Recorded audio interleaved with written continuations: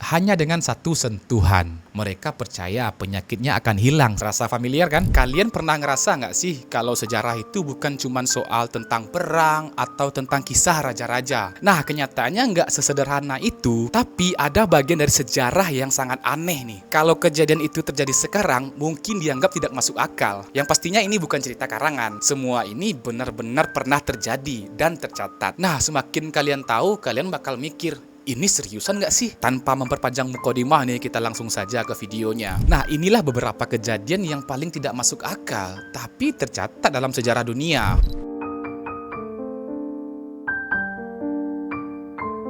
Ada loh mayat diadili di pengadilan. Ini adalah kejadian tergila dalam sejarah Vatikan. Jadi, ada seorang pria nih yang sudah meninggal. Dia sudah dikubur. Tubuhnya bahkan sudah mulai membusuk. Tapi beberapa bulan kemudian makamnya malah digali. Mayatnya didudukkan di kursi lalu diadili di pengadilan. Nah loh, dan yang paling gila lagi, dia dinyatakan bersalah. Ini benar-benar kejadian nyata dalam sejarah yang dikenal sebagai Kavader Synod. Kita mundur ke tahun 897 Masehi di kota Rom, yang saat itu jadi pusat gereja Katolik. Nah, di masa itu, jabatan paus bukan cuma soal agama, tapi juga soal kekuasaan dan politik. Tokoh utama dalam kisah ini yaitu adalah Pope Stephen yang ke-6, dan orang yang diadili ini adalah paus sebelumnya, yaitu Pope Formosus. Sebelum meninggal, Formosus ini cukup dikenal sebagai paus yang kontroversial. Dia terlibat dalam politik yang besar dan dianggap memihak kelompok tertentu untuk mendapatkan kekuasaan. Setelah Formosus meninggal dan dimakamkan, Stephen ke-6 itu naik jadi paus baru, dan ternyata dia sangat membenci Formosus loh. Nah, beberapa bulan setelah kematian Formosus ini, Stephen ke-6 itu membuat keputusan yang benar-benar di luar akal sehat, di mana dia memerintahkan nih untuk menggali kembali makam Formosus. Dan benar saja perintah itu dilakukan. Tubuh yang sudah mulai membusuk itu dikeluarkan dari kuburannya, dipakaikan jubah paus, lalu dibawa ke ruang pengadilan. Di dalam ruang sidang, mayat itu didudukkan di kursi, seperti orang hidup yang sedang diadili. Jelas dia tidak bisa berbicara, apalagi membela diri. Jadi mereka menunjuk seorang diakon nih untuk mewakili mayat tersebut. Diakon itu adalah jabatan dalam gereja, khususnya gereja Katolik. Bisa dibilang sebagai pembantu atau pelayan resmi dalam gereja. Bayangkan suasananya, ruangan penuh dengan pejabat gereja. Seorang paus duduk sebagai hakim dan di depannya ada mayat. Lalu sidang dimulai. Nah, di sini Stephen ke-6 itu menuduh Formosus melakukan pelanggaran seperti mengambil jabatan secara tidak sah dan mengkhianati sumpahnya. Dan perwakilan dari mayat itu menjawab semua tuduhan. Ini bukan simbolis, ini benar-benar sidang resmi. Singkat cerita, setelah sidang selesai, keputusan pun dibuat. Formosus dinyatakan bersalah. Hukumannya juga tidak kalah gila nih. Semua keputusan yang pernah dibuat itu dibatalkan. Nah, jadi gini, yang dimaksud dengan semua keputusan yang dibatalkan itu adalah semua tindakan resmi yang pernah dibuat oleh Formosus selama dia menjabat sebagai paus, dan itu dianggap tidak sah. Lalu jarinya dipotong dan tubuhnya itu dibuang ke sungai Tiber di Rom. Lalu kenapa jarinya dipotong? Itu sebenarnya ada maknanya. Sebagai paus, Formosus sering memberi berkat dengan 3 jari tangan, atau bisa disebut gestur khusus dalam gereja, yaitu dengan jari itu. Secara simbolis, dia dianggap tidak layak sebagai pemimpin rohani. Tapi cerita itu tidak berhenti di situ. Beberapa waktu setelah kejadian ini, masyarakat mulai marah nih. Mereka merasa ini sudah keterlaluan dan tidak manusiawi. Lalu akhirnya Stephen ke-6 itu diturunkan dari jabatannya. Dia dipenjara dan meninggal secara misterius di dalam sel. Ada yang bilang dia dibunuh.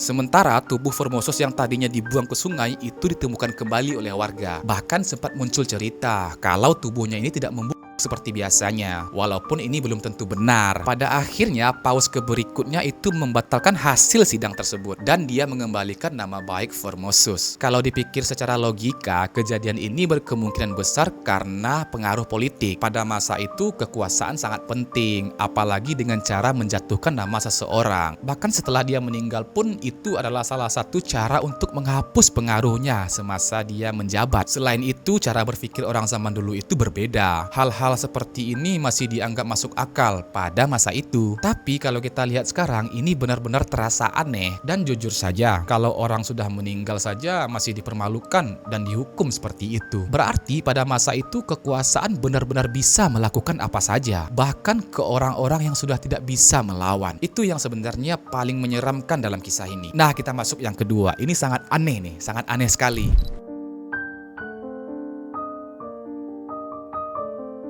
Bayangkan sebuah kota di Eropa itu tiba-tiba diserang. Bukan tentara, bukan juga wabah penyakit, tapi diserang oleh kucing loh. Dan yang lebih anehnya lagi, yang melakukan penyerangan itu justru manusia itu sendiri loh. Nah loh, gimana tuh? Jadi gini, ini bukan cerita bobo. Ini adalah kejadian nyata dalam sejarah yang disebut sebagai Great Cat Massacre. Kita mundur ke abad ke-18 nih, sekitar tahun 1730-an di Paris. Saat itu kehidupan pekerja seperti buruh percetakan sangat berat. Mereka bekerja hampir tanpa henti, tidur di tempat yang kotor dan makan makanan seadanya. Sementara itu majikan mereka hidup jauh lebih nyaman. Dan yang bikin sakit hatinya nih, kucing-kucing milik majikan mereka justru diperlakukan lebih baik dari pekerja itu sendiri. Kucing-kucing itu diberi makan enak, dirawat, bahkan dianggap keluarga sendiri oleh majikannya. Sedangkan para pekerja, mereka kelaparan. Nah, disinilah semuanya mulai berubah nih. Para pekerja mulai kesal nih. Lalu dari kekesalan itu muncullah ide yang sangat aneh, di mana para pekerja itu mulai meniru suara kucing di malam hari, yang pastinya sangat berisik, mengganggu, dan membuat majikan mereka tidak bisa tidur. Akhirnya para majikan itu menyuruh mereka untuk menangkap kucing-kucing itu. Mereka mulai menangkap kucing itu satu persatu, termasuk kucing-kucing kesayangan majikannya. Lalu mereka melakukan sesuatu yang sangat aneh dan sangat gelap, di mana mereka melakukan pengadilan terhadap kucing-kucing itu. Seolah-olah kucing itu adalah manusia yang melakukan tindakan kejahatan, dan di dalam sidang kucing-kucing itu dituduh bersalah,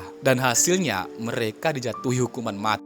Aneh kan? Singkat cerita, para pekerja nih mengeksekusi kucing-kucing itu dan bahkan menjadikannya seperti tontonan. Dan yang paling anehnya, mereka melakukan semua itu sambil tertawa. Kalau kita lihat sekarang, emang ini terasa kejam dan tidak masuk akal. Tapi di masa itu bagi pekerja ini adalah bentuk protes. Mereka tidak bisa melawan majikannya secara langsung. Jadi mereka melampiaskan kemarahan mereka itu ke sesuatu yang dianggap simbol, yaitu adalah kucing-kucing itu. Karena bagi mereka kucing-kucing itu adalah gambaran ketidakadilan. Makhluk yang hidup enak, sementara manusia sendiri menderita. Dan faktanya kejadian ini tercatat dalam sejarah loh. Salah satunya ditulis oleh sejarawan seperti Robert Danton, di mana beliaulah yang meneliti budaya pekerja buruh di Prancis pada masa itu. Peristiwa ini bukan sekedar kekejaman terhadap hewan, tapi lebih ke gambaran betapa frustasinya kehidupan kelas pekerja pada masa itu. Kalau dipikirkan secara logika sekarang, apa yang mereka lakukan jelas salah. Tapi kalau kita coba lihat dari sisi mereka, ini mungkin satu-satunya cara untuk melawan, meskipun dengan cara yang sangat aneh dan gelap. Dan jujur saja, yang bikin cerita ini sangat aneh bukan cuma karena kucingnya, tapi karena manusia bisa sampai di titik itu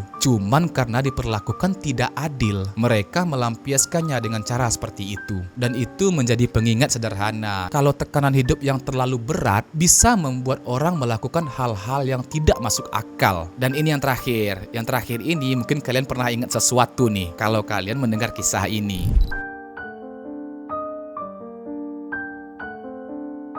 Bayangin nih kalau kamu sakit terus kamu datang ke seorang raja nih. Bukan untuk minta obat, bukan untuk dibawakan ke tabib, tapi cuman untuk disentuh oleh raja itu sendiri. Dan kamu percaya sentuhan itu bisa menyembuhkan penyakitmu. Kedengarannya aneh kan? Tapi ini benar-benar terjadi dalam sejarah yang dikenal sebagai Royal Touch pada abad pertengahan nih, sekitar abad ke-11 sampai abad ke-17 di wilayah Inggris dan Prancis. Di masa itu raja bukan cuma dianggap sebagai pemimpin negara, tapi juga dianggap punya kekuatan khusus dari Tuhan. Nah, salah satu kepercayaan yang paling terkenal adalah raja bisa menyembuhkan penyakit hanya dengan sentuhan tangan. Terasa familiar kan? Penyakit yang paling sering diobati dengan cara ini adalah scrofula. Ini adalah penyakit yang menyebabkan benjolan besar di leher, dan pada zaman itu cukup umum terjadi. Karena belum ada pengobatan modern, banyak orang-orang putus asa. Dan akhirnya mereka percaya bahwa satu-satunya jalan adalah disentuh oleh raja. Salah satu raja yang terkenal melakukan ini adalah Raja Charles II. Selama masa pemerintahannya di abad ke-17, dia tercatat menyentuh ribuan orang. Bahkan dalam satu acara, ratusan orang bisa datang hanya untuk antri disentuh oleh sang raja. Orang-orang dari berbagai daerah datang berharap bisa sembuh. Mereka berdiri dalam antrian panjang, lalu satu persatu maju ke hadapan raja hanya dengan satu sentuhan. Mereka percaya penyakitnya akan hilang setelah disentuh. Tak hanya itu, mereka juga diberi koin atau simbol khusus. Ini bukan sekedar ritual biasa, tapi ini dianggap sesuatu yang suci bagi mereka. Kalau dilihat sekarang, ini jelas terdengar tidak masuk akal. Tapi di masa itu, ini adalah hal yang benar-benar dipercaya karena orang-orang percaya raja yang dipilih langsung oleh Tuhan dan punya kekuatan ilahi yang tidak dimiliki orang biasa. Nah, secara logika modern nih, kemungkinan besar yang terjadi adalah bukan penyembuhan secara ajaib. Beberapa orang mungkin merasa lebih baik karena efek sugesti, atau memang sebenarnya penyakit itu bisa sembuh dengan sendirinya. Tapi karena mereka percaya, mereka menganggap sentuhan raja sebagai penyebabnya, dan kepercayaan itu cukup bertahan lama, baru perlahan hilang setelah ilmu pengetahuan dan ilmu medis mulai berkembang. Orang-orang mulai sadar bahwa penyakit tidak bisa disembuhkan hanya dengan sentuhan. Tapi kalau dipikir sekarang ya, ini tetap menjadi hal yang menarik karena ini menunjukkan seberapa besar pengaruh kepercayaan terhadap pikiran manusia. Dan jujur saja,